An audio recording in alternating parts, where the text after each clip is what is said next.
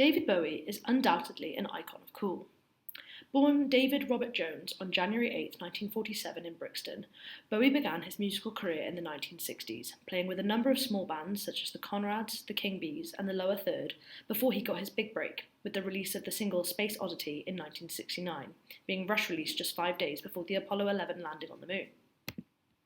This single propelled Bowie into stardom, earning him television appearances, including his first appearance on the prestigious BBC Top of the Pops on October 2nd, 1969. From here, Bowie's fame only grew as he transitioned into a glam rock style of music and dress, alongside his alter ego Ziggy Stardust. Transformation and transition are one of the elements which have made Bowie so undoubtedly cool for decade upon decade.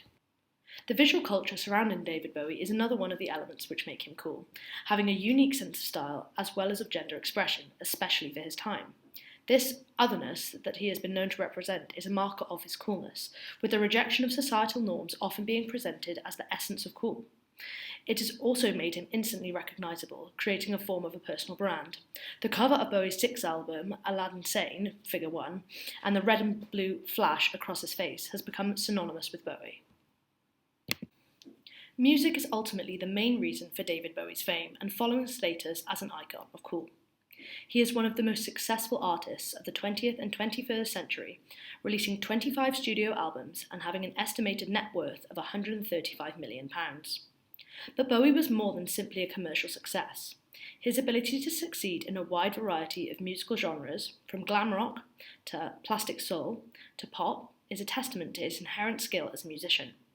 Despite the musical changes he made over his career, visible through his dramatic changes in style in figures 2 to 5, which are all from different tours, Bowie still remained authentic to himself. Authenticity is important in gaining and maintaining a following, and his ability to stay true to himself musically and personally ensured he continued to be revered as an artist and therefore remain cool and not labelled as a sellout. Perhaps the most memorable element of David Bowie, besides his catchy songs, is that of his visual culture. Bowie not only performed as himself, but also as a number of alter egos, namely Ziggy Stardust, Aladdin Sane, the Thin White Duke, and the Blind Prophet. These alter egos all represented musical eras for Bowie, but the visual culture associated with them almost supersedes their musical roots. Ziggy Stardust, as shown in Figure 6, was part of Bowie's glam rock era and was an androgynous, extraterrestrial rock star who came to Earth to deliver a message of hope, dressed in eccentric and colourful outfits. Aladdin Sane, as shown in Figure 1 on Slide 1, was the next alter ego, a more sinister individual than Stardust and influenced by Bowie's time touring in the USA. But it's still perhaps the most recognisable of all of Bowie's characters. Following this, in 1976, was the controversial Thin White Duke, sporting a baggy white shirt, black suit trousers and waistcoat along with platinum hair, spreading messages of fascism, leaving many confused as to whether this was the sentiment of Bowie or the character. Bowie did assure the public that this was simply the theatre of the character. Bowie's final character, the Blind Prophet, was linked with his final album, Black Star, released 2 days before his death from cancer in 2016. All these personas added intrigue to the individual David Bowie, adding to his coolness. They also aided his storytelling ability, helping fans to further engage with him. As previously touched on, Bowie and his alter egos were fairly androgynous, challenging established gender norms of the day. Figure 9 shows the 1971 album The Man Who Sold the World, with Bowie wearing a dress, posing in a reclined and traditionally feminine manner. This cover was very controversial for the time, with it being replaced in the USA for a cartoon of a man holding a shotgun outside of a psychiatric hospital, shown in Figure 10.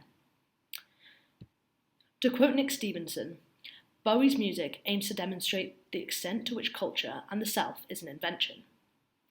These ideas link to Judith Butler's concept of gender performativity, where they dismantle the understanding of gender as something which is biologically or naturally given, stating that it is rather something which is performed. This means every time we name a child as boy or girl, the performative utterance, a concept coined by J.L. Austin, of this creates and defines those categories. It's not only linguistic, but gender is performed in society with excessive repetition of many kinds of actions, making it feel inescapable. Bowie challenges these repeated actions and affirms the fact that gender is a performance, but he simply chooses to perform it differently. This resistance to gender stereotypes is a facet of his cool. Bowie also identifies as bisexual, although this has fluctuated over the years, with him often evading any particular label, whilst not denying his non-heterosexuality.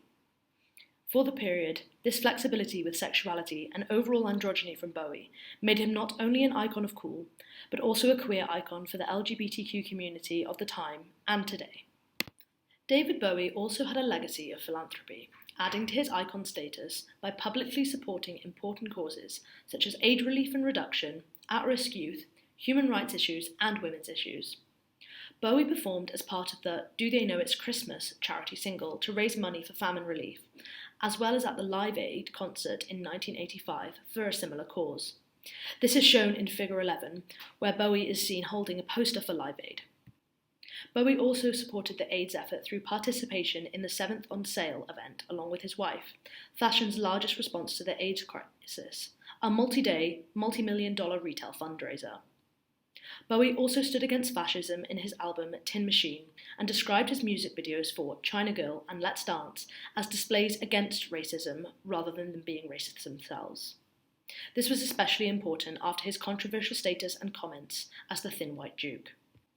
However, it is important to note that there still remains controversy about some of the ways in which Bowie behaved, and not all groups regard him as universally philanthropic. Overall, David Bowie's legacy is one of undisputed cool.